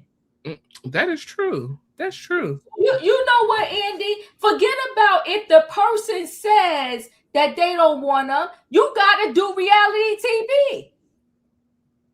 You got to do like they used to do on Maury Povich in Jerry Springer. We got a special guest, and then you call Bernard and King out to the stage. Jerry. Bring out Bernard. Bring out Bernard. Bring out King. Bring out King. That's what we need. Stop playing. I'm so dead. Come on, bring Eddie out. Bring Eddie out. Don't be playing us out. Give us a show. Listen, Katrina says she already gave us an opportunity on Basketball Wives, and she did not do well. So this is her second opportunity, and she's still not doing well. I mean, I don't know. I didn't really have any notes on Angel, because I just did not. I mean, nothing really happened to Angel this season that was really major. You dragged Bernard in on the last episode for him to come. Y'all didn't share a room. Y'all really didn't have no conversation. You even said that you would have felt better if he didn't show up. Like, what was the purpose of inviting him if you already had these feelings about him? I don't know. People say she was on mute, and she was. Yeah, she used them because it was a couples trip, and she ain't a couple. So she should have stayed home. No, she should have went home early with Brandy and her husband.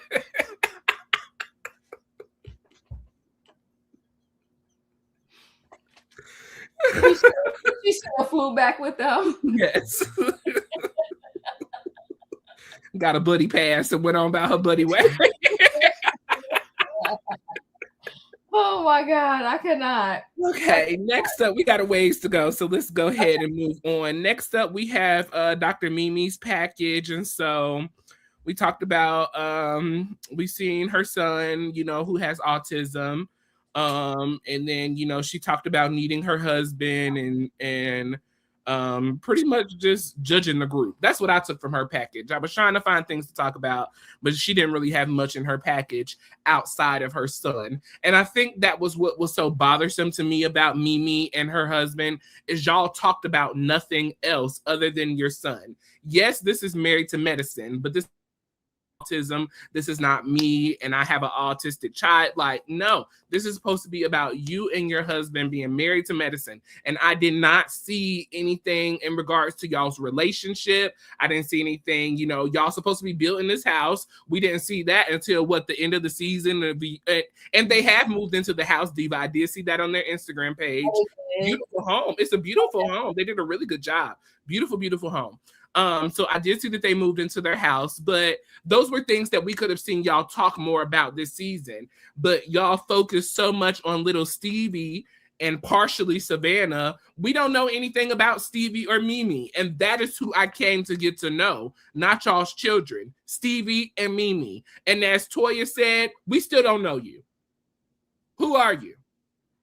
What have you done outside of judging the group for everything that they've done? Let me get into this real quick because this is short and sweet and to the point. Mimi felt that, her package was hard to watch because sometimes being a parent of a special need child, it feels like you're not always meeting the goals. You're always having to fight for your child, defend your child, and be there for your child. You really don't get a break. Mimi says she's not a psychoanalyst, and she doesn't like psychoanalyzing the group. That's just who she is. And so that's kind of why things work out the way they do. She said you have to remember that the environment that you're in, Quad said you have to remember the environment that you're in. You're hanging out with your homegirls. We don't want to be judged by a doctor. If we wanted to be judged or seen by a doctor, I would go see Dr. Jackie like I do. So be mindful and conscious of the group that you're around. Mimi said that she does not like the bickering back and forth and she's not into confrontation. She wants to have constructive conversation in the group with the ladies. Toya said that's very convenient for you to say, but when you address Brandy in regards to the whole Heavenly event and telling her not to trust me, you didn't have a problem with that confrontation there. I said, oh, Toya, you better clock that T, okay? Because she sure didn't. She walked right up on Brandy and said, you need to be careful who you align yourself with, because Toya was just talking about Heavenly. Girl, nobody asked you to come up and say what anybody was saying to anybody. You are newbie to the group, just like Brandy is. So what are you talking about? We're still trying to get to know you. Heavenly then jumped into the conversation to defend Mimi. And this is what I find so interesting, how Heavenly is always ready to jump and ride Mimi's back, but she just got into the show. So because she helped you out with your son and his medical emergency, allegedly, all of a sudden now Mimi is Captain Save a Hole and you got to jump in and fight her battles. Heavenly, go sit down over there. And figure out your son's issues, okay? You worry about that. Let Mimi fight her own battles. Mimi says she never intended to disrespect Toya in any way, nor disrespect her home. She was just trying to help Toya talk to Eugene, and she felt, Toya was defensive when she, came back at her in regards to what she had to say. Mimi, apologized to Brandy for her delivery in regards to the conversation, and how she needs to watch out for Toya. Mimi has received so much love and support from the viewers, thanking her for showing her life as a mom with an autistic kid. I call BS on Mimi helping Heavenly's son. I did too. I did address that once we get to that part. Yeah, okay. And then since Toya has seen Mimi's full story, Toya really believes that Mimi is a great mom. She commends her for standing up and supporting and doing the work, and she's an amazing parent. Toya doesn't believe their path is closed down. She believes that they have an open path to still get to know one another. So that was that on Mimi Anything you want to say? Child, I was really sick of Mimi and her package. I feel like Mimi is going to use the fact that her son is autistic to get out of everything. Everything. And she's always looking for praise and all of that. Girl, look in the mirror and tell yourself, I'm beautiful, I'm black, I'm smart. Like, it's ridiculous. Okay. And but I commend Toya for telling Mimi like you are a good mother. And when I saw your story, I was like, that was nice of Toya. But I really feel like Mimi was just she's using that now as a scapegoat and an excuse for to back down off of her and her nonsense. You're totally out of line and out of control. And I'm going to say that because I'm separating the fact that your son is autistic from your behavior. So you ain't going to catch me with the nonsense. Yes, having a special needs child is a lot of work, but I'm going to separate it because you're messy. The fact that she's going to say, because Toya did clock that. You saw all of this and in the therapy, but yet you say you don't know me, but you told this chick to be aware of me. Oh, I apologize to her. I'm talking. No, you talked and you finished. And then when I clocked you, you wanted to jump back in. Yeah. We're going to get to that because I do believe it is BS. So, Mimi sitting there and getting all emotional and she's sorry when she with the girls. You a whole therapist and you don't know how to turn it on and turn it off. I do it, when I was working like that, every day, I know how to go in the building, be that person at work. And when I left, I turned it off and I started to live my regular life. I wasn't being all bossy with my friends after work. Like, that's crazy work. So, Mimi, the fact that she's just teamed too much. That's all I can say to you. And I think she's full of it. Yeah. And like I said, the only thing that's good about them is that they're actually married, but I don't like them as an addition on the show. I think they too much. I really do. I'm not here for them at all. What else? I think they're too much too. And then she said somewhere in this reunion, I want to say it was during her package, that she doesn't like being in a group of ladies that bicker and fuss and fight and go back and forth. Why are you here? First of all, that was a lie, Royaire, because you started it when you walked up to Brandy and told Brandy not to align herself with somebody that's talking about somebody. So you do like confrontation. Mm-hmm. You do like the mess. You are full of crap.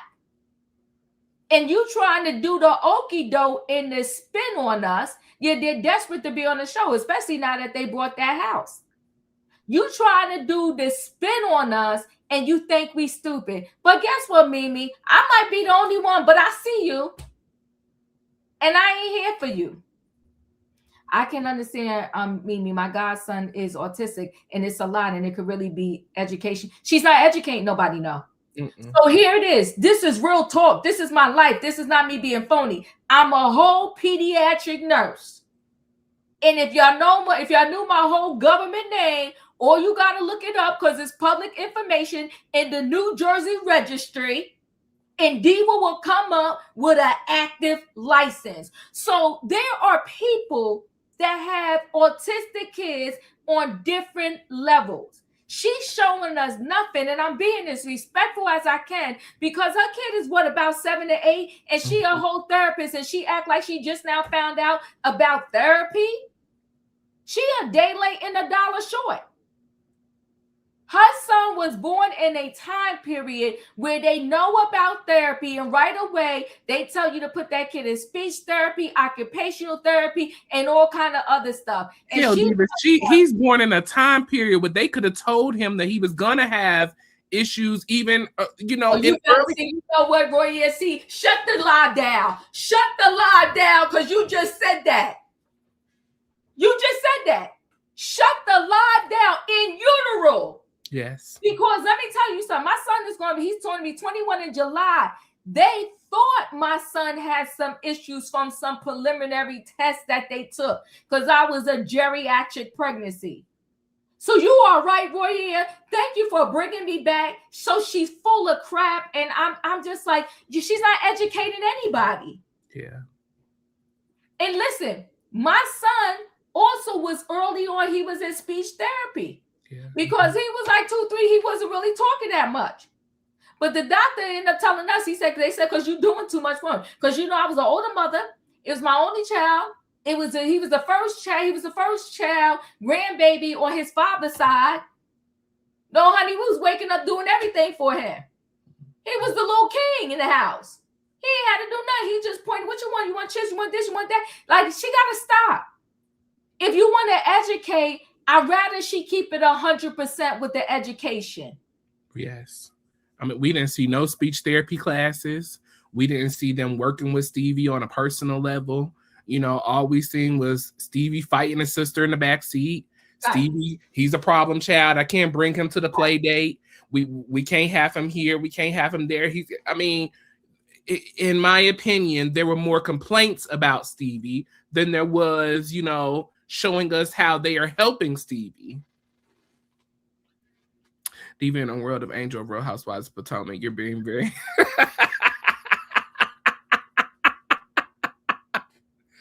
Oh my God. Listen, I just, yeah. I want to get to know Mimi and Stevie. I do not want to get to know little Stevie, who, you know... You know what, though, Royaire, we love the kids. It's not a problem to know him. It's the problem is she's making this the only thing about her life. Mm-hmm. And that is what the problem is. And she's using it to lighten up the heat on her by saying every time the smoke come her way, she want to try to act like, oh, because I'm a therapist. Oh, because I'm dealing with this. Oh, because I'm dealing with that. Stop. But go ahead. I'm sorry. Stevie fighting his sister, dropping spaghetti on the dinner table. Yeah.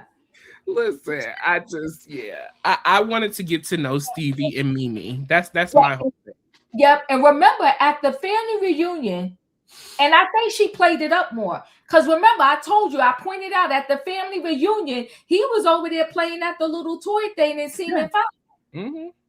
So I think she played it up. I'm just, yeah. I ain't really. Yeah, she's playing the sympathy role. Yes, Monique. I ain't feeling her.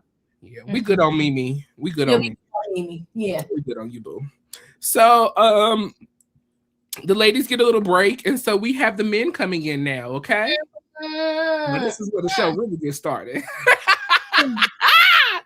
This is where the show really gets started. We have Cecil, Eugene, and Scott showing up together, okay?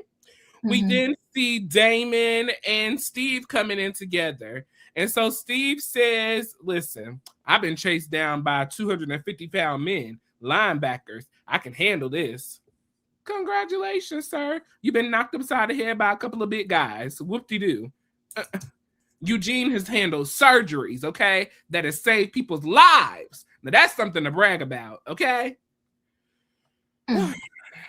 You know, Diva, I'm sick of Curtis. Child, stick your fork at me. I'm done. Done. Okay? Done. Curtis noticed that Steve was a little, you know, I'll say anxious in regards to the beginning of this reunion.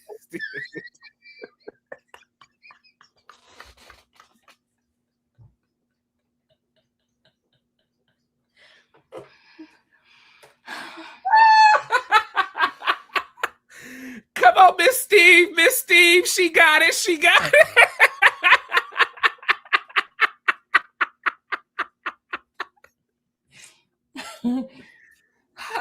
Hilarious. Okay, Miss Steve. Yeah. Wait, I don't know what is she saying here? Why Mimi and Steve? Thank you for the super chat. Well, why Mimi and Steve go home with Brandy and Shamar? Why did you go home with Brandy and Shamar? Because remember, Brandy and Shamar were going home because their children were starting school. If you were concerned about Stevie and him doing better, why weren't you there for his first day of school? Great question, Miss Steve. Yeah, instead of telling them on the phone to have a good day. Come on, you shut it down. I got what you're saying now. Hello. You should have been home with your young kids too. Yes, come on. Mm-hmm. And remember, they didn't say nothing to Stevie on the FaceTime. It was just Savannah. You're smart. You're beautiful. You're kind. Girl. They said not Miss Stevie. That was good. Whoever said that, that was funny. Hilarious. Okay. He has arrived. Okay, so Curtis noticed that Steve was a little anxious and a little, upbeat with energy. And so Damon says he understands, the tension, the energy is high, and he does not want the guys to be arguing. He knows the tension, the energy is high. He don't want the guys to be arguing. Stevie feels there needs to be accountability, in regard that needs to be taken in regards on some of the men's side, specifically, speaking to Eugene. Cecil feels that Stevie didn't, know about the ticket, and he's not trying to blame anybody. But if that is true, then we need to do better as a group with communication. And so this is where I was like with Cecil. Now, Cecil, you've been on here with season 1 since Eugene. I need you to pick a side and stay on it, sir. It's giving Dr. Jackie. You want to play both sides of the fence. No. You knew about the price. Curtis knew about the price. Damon knew about the price. Shamar knew about the price. King knew about the price. Steve was the only one that didn't get the memo. Nobody thought that they needed to share that with Steve outside of Toya and Eugene and all of the rest of y'all was going. But we have to recall back, Diva, back when we was in Jamaica, Steve said that we was done. We good. We don't want nothing to do with this. I got my own charity. I got my own charity. And Curtis shushed them off. He said, child. Because my wife was excluded, so I gotta speak to my wife. Well, somebody should have spoke to you. Y'all should have spoke to each other, and y'all should have called somebody and found out that the tickets was $150. Boom. How you doing? So Eugene feels that, he tried to include the people, but they got a lot of pushback. And so they decided to move forward with the event for those who were there, and those who weren't, oh well. Steve disagreed, and he feels that Eugene and Toya tried to screw him and Mimi on purpose when it came to getting into the event because they, never heard that they had to buy a ticket. Eugene feels if you said in Jamaica that you was out of it and done, then why did you even show up? And so then all of a sudden, Stevie's about because it's charity. It's the Met Gala. That's what we do. Well, if that was the case, sir, where was your $300? Coming in and talking about, we're with Dr. Jackie Walters. No, this is for charity. And y'all was the main ones talking about, well, we could have came in here and spent more than a little $300. Well, where is it?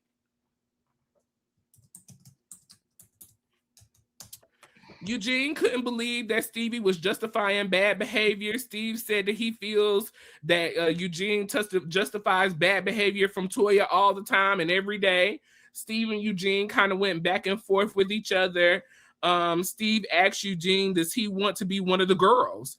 And so Eugene said, Steve, do you want to be one of the girls? And it was just it was just crazy. It was just insane the way that Stevie came in with his bad energy, with his bad comments towards Eugene. You still feeling some type of way.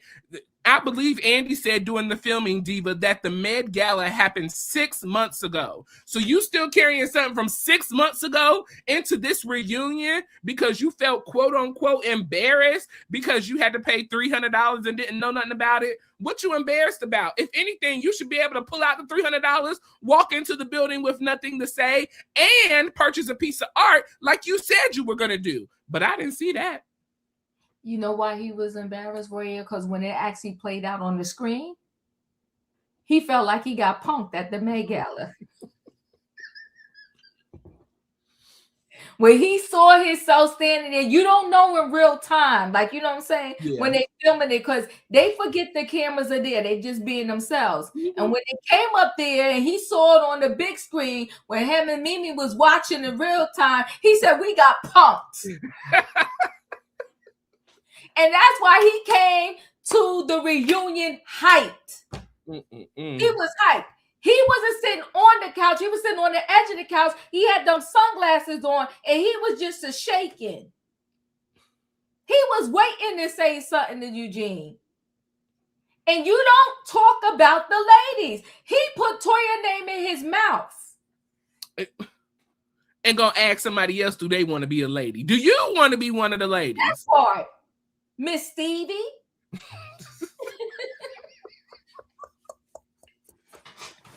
What did Nene say about Peter? Oh my God. Stop being in the women's business, okay?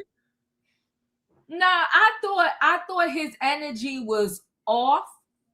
And Curtis was sitting there being a whole punk too. And because Curtis is mad about what Toya said, but you should have never pulled nobody else's wife in your lap. That's on you, bro. That's on you. You should have never been at the airport with somebody else. That's on you, bro. Now, was she wrong to bring it up on the Watch What Happens Live? She was, but you know what though? This is the crossfires of being on a reality TV show.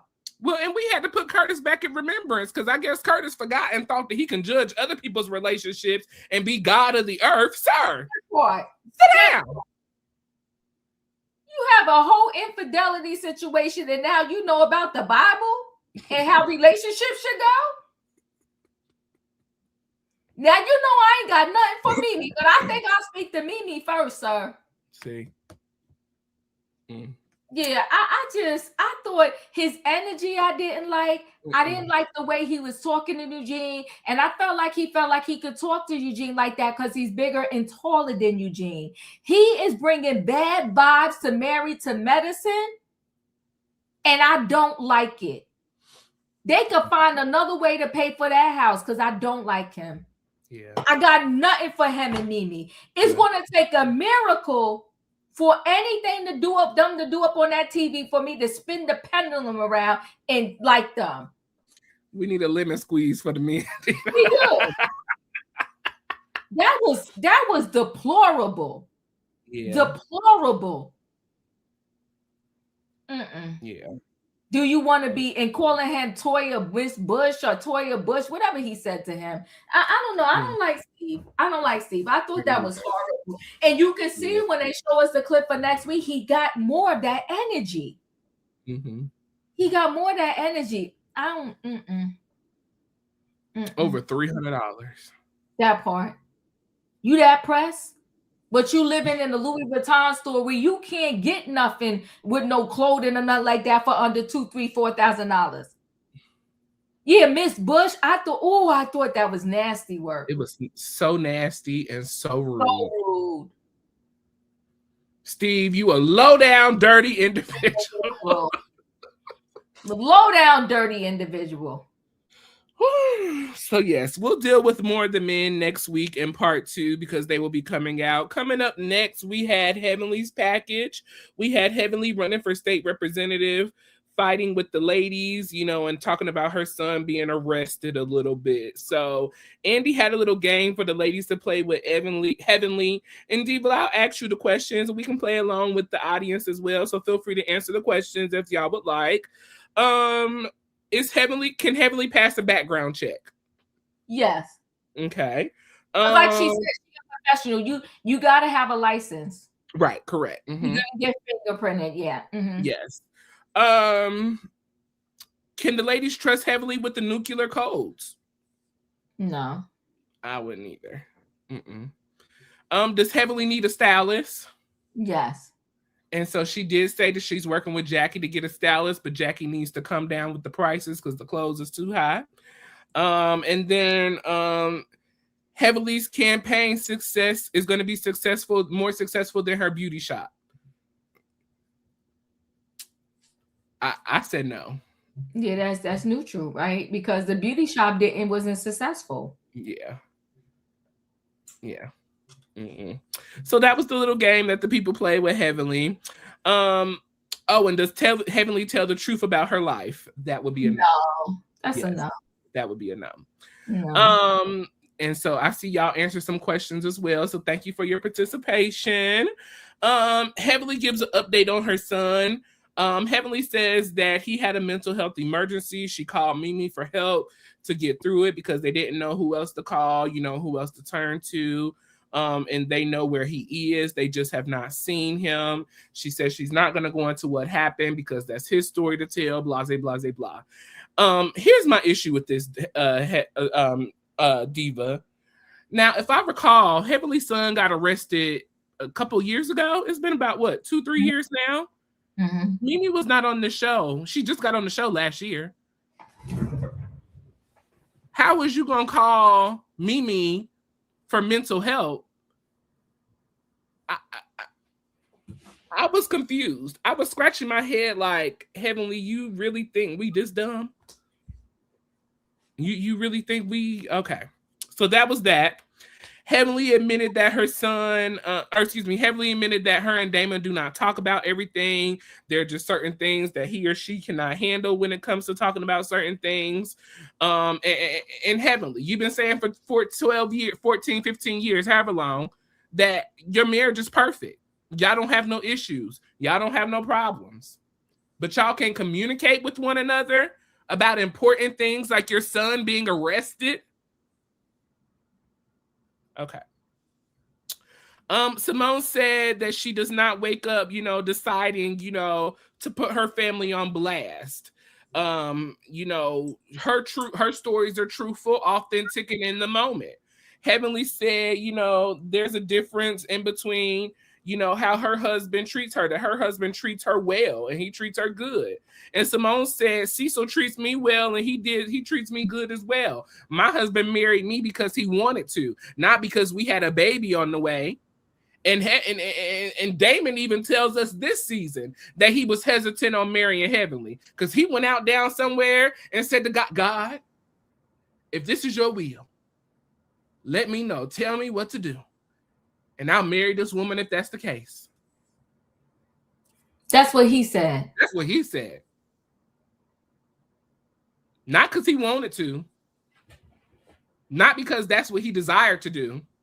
He asked for divine intervention. Not, dear God, I love her. Bless this union. She having my baby. He said, God, it's up to you. Should I do this? Is this the path you want me to take? And we should all consult God. Let me clear that up because we should all consult God with our decisions. Yeah, but he said he didn't get an answer, so he figured that was the answer. When asked, when asked who would vote for Heavenly, everyone said yes except for Toya, Brandy, and Simone. Okay. Jackie is stuck in the middle between Heavenly and Simone. Simone wasn't concerned about the support. Sorry. Okay. Simone wasn't concerned about Jackie supporting her when it comes to this whole situation with Heavenly versus Simone. She wants Jackie to stand on the difference between right and wrong. And Simone feels that Jackie has kind of been on the fence in regards to this situation, especially when the footage from Watch What Happens Live came out and she ran with the narrative that she did not know what happened. She wasn't there. When Andy asked her, when you seen the uncut footage, she tried to say, well, I don't think they meant harm towards each other. It was just a mutual misunderstanding. No. Simone wanted you to stand on business. You know that she's a doctor. You know that if something really happens out of this, that she would have to go to the medical board. She would have to answer to the hospital board, all of these people, and the possibility of losing her license, her livelihood, the very thing that we on this show support, Black female doctors in the hospital and being a part of the community. It was ridiculousness. After, Andy asked Jackie, that question, Simone, in regards to Simone being violent or threatening, Jackie said, no, Simone is not violent or a threat to anybody. So Andy wanted to know, well, if you felt that way and so did Simone, why did you not express that on Watch What Happens Live that night? And so then Jackie wanted to get up and come over there to Simone and sit next to her. Listen, if there was anything, I want you to tell me what I did wrong so that I can fix it, because I want to fix this. It's not about the other ladies. It's just about us. This is a 30-year friendship and we don't want to lose this over nothing. Girl, bye. Talk to the hand, okay? Because where was this 30-year friendship when you sat up and watched What Happens Live and you defended Heavenly when she said that she pushed me or put her hands on me? Where was the 30-year friendship then, Jackie? Where was the friendship when I was there for you when you couldn't have children and I was up on the phone crying with you? Where was the friendship when I was up on the phone crying with you when Curtis cheated on you? Where was the friendship when Curtis didn't want you to adopt a child so that y'all couldn't have children? Where was the 30-ship friendship then? You ain't have to do that to Jackie. Jackie. You ain't have to do that to Jackie, but you ain't never lie. Yeah. No lies detected. Mm-mm. When he didn't want to have no baby with you and told you enough is enough, we ain't gonna adopt nothing, I was here for you. Mm. When he got caught at the airport and it was all blasted on the blogs and everything, I was here for you. And listen, Royaire, not for nothing, the people done reminded me, I forgot, that when I think it was Dr. Heavenly, remember when she got in, when Dr. Jackie got in trouble for talking about she that screen when she talked about the black woman and all of that. Mm-hmm. They all stood behind Dr. Jackie. They stood by her, and that was on Heavenly's channel. And they stood by her when she was talking about Buffy's infertility treatment. That part. And they stood by her yet again when she talked about Brandy and her thyroid. So I don't want to hear nothing about no 30-year friendship and we've been good and all of this BS. Stop. Talk to the hand, Jackie. Talk to the hand. Right here said, when Jackie's reputation as a physician was called into question, rightfully so, due to comments made on Heavenly's YouTube channel, the entire cast made statements in support of her. Jackie had a chance to stand up for a friend and fellow medical practitioner, and she failed her. Jackie, you get an F. F. You get an F. Then you want to come over there and slither next to her. But you know what, though? Simone stood on business. Mm-hmm. She said, no, he asked you. He said, he asked you. Now, let me back up for 1.2 seconds to Dr. Heavenly. Mm-hmm. She told so many lies that she told on herself and got caught in, as far as I'm concerned, in that little segment. Yeah. I called my dear friend Mimi, and Mimi sitting there. Mimi, you know she didn't call you. She said she called Mimi, but then she said her husband saved the son because he worked in the emergency room, and the people in the emergency room called the husband, and they got him all kind of help because of the husband connections. And then Dr. Damon back there talking about, yes, mental health is real.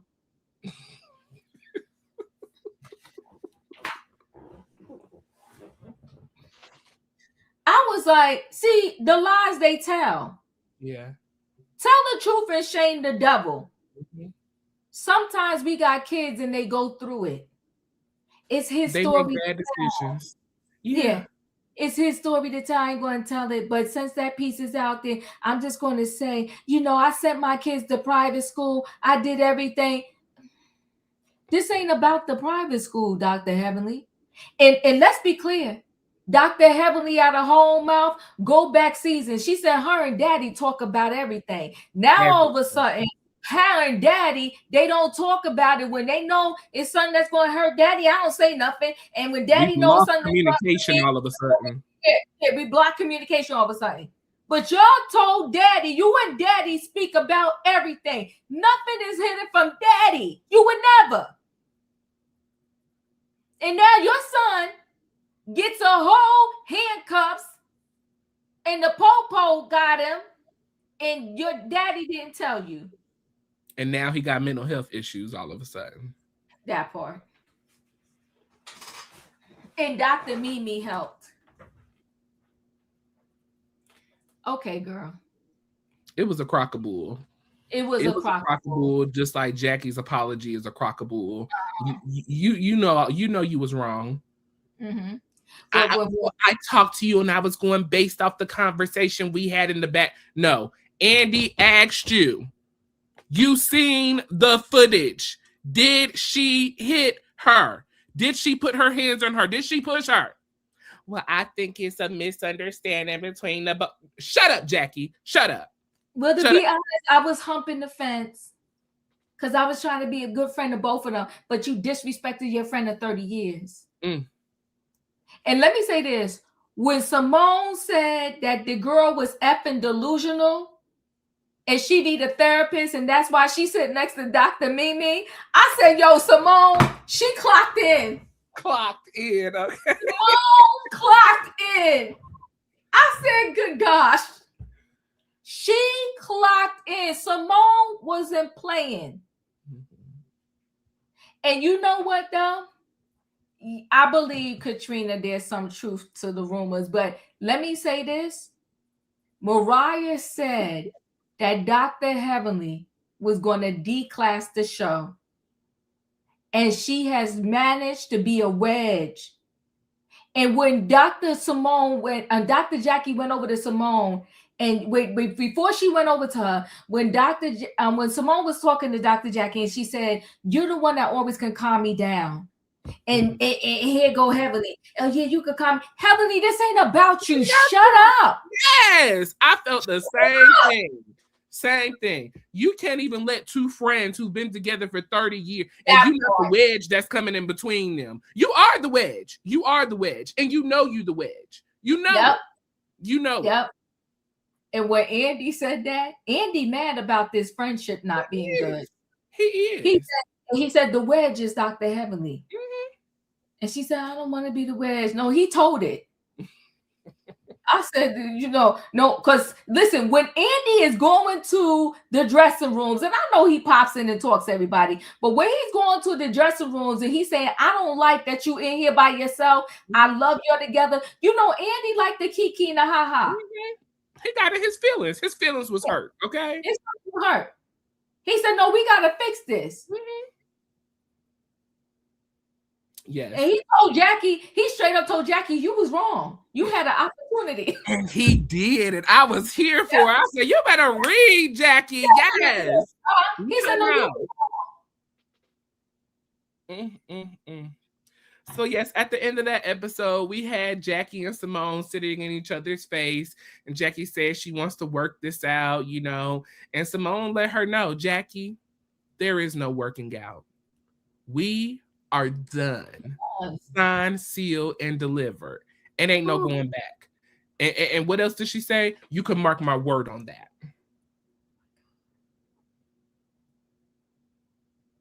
Not my word, not my bond. Her word is her bond, okay? She like Iyanla. She said, I have boundaries. And you will not get to disrespect me again.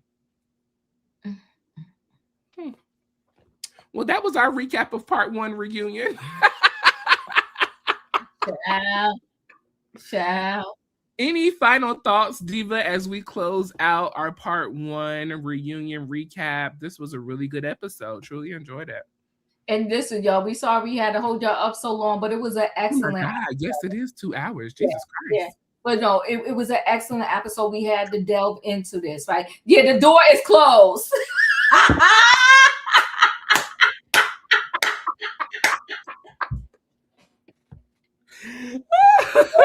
Y'all better tell it in that chat. Yes. The door is closed. Yes.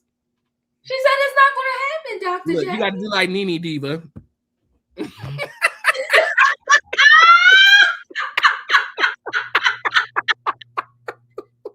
No, listen, let me tell you something, Royaire. When you sit there, she said, well, you're delusional. If you saw that footage and you still want to align with her mess, I got to question your character. Yeah. I give this reunion a 10. A 10. You hear me? 10s across the board. It was everything. It was everything and then some. What was said needed to be said. What happened needed to happen. I mean, It was a great reunion across the board. I truly enjoyed it. The recap was even better. I mean, we really got to break down some real things that was touched on in the reunion as well. This was great. So listen, at the end of every episode, we'd like to get your thoughts and opinion on the recap, or excuse me, on the reunion. Please let us know on a scale of 1 to 10, 1 being the worst and 10 being the best, what your thoughts are on this reunion part 1. As y'all are doing that, I'll go ahead and get our closing out of the way. Listen, we were live on both channels, Chronicles of the Gray Hair Diva and Royaire's World. Here is Diva's channel from my channel, in my chat. If you're over in my chat and you have not went over to Diva's channel to subscribe, please hit that right there and go and subscribe to Diva's channel. And then if you're on Diva's channel, here is my link for my channel. Come on over and hit the like button and subscribe over here as well. Make sure you join Diva tonight for trending topics. She will be going live having some trending topics for this evening, so make sure you join her over there. We will be back next Sunday for part 2 of the reunion. We are in part 2 coming up next week, so make sure you stay tuned with us for that. And the men are coming out. The ladies have more to talk about. It's going to be very interesting, so make sure you stay in with that. Before we get out of here, let's see what the people had to say. Hey, Miss Juanita. Juanita is giving it a 10. Maria is giving it a 10. Mo Walker is giving it a 10. Katira is giving it a 10. Katrina is giving it a 10. Monique is giving it a 10. Pink is giving it a 10. Doreen is giving it a 10. Little English is giving it a 10. Lorraine said a 10. Miss Faye said a 10. Linda said a 10. Y'all better come through with the 10s tonight. Nisha said a 10. I am 50 Gold said it was a 10. Ocean, a 9 because King and Bernard did not get their side. Okay. Paula is giving it a 10. Private Person is giving it a 10. Miss Love is getting it a 10. Miss Special is giving it a 10. Pocahontas is giving it a 10. Pocahontas is giving it a 10. All righty. Well, listen, 10s across the board. This was a great reunion. We totally enjoyed recapping with y'all. Diva, when I tell you I've been having a hot flash like this whole episode, I don't know what's happening, but like I'm over here burning up. But it has been a great that gumbo.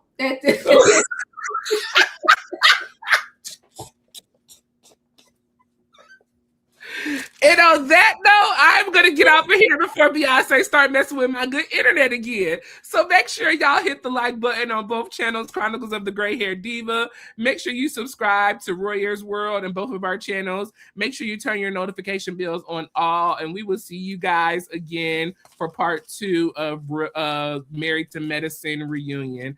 Have a good night, and we will see y'all later. Hit the like button on the way out. Good night and goodbye, everybody.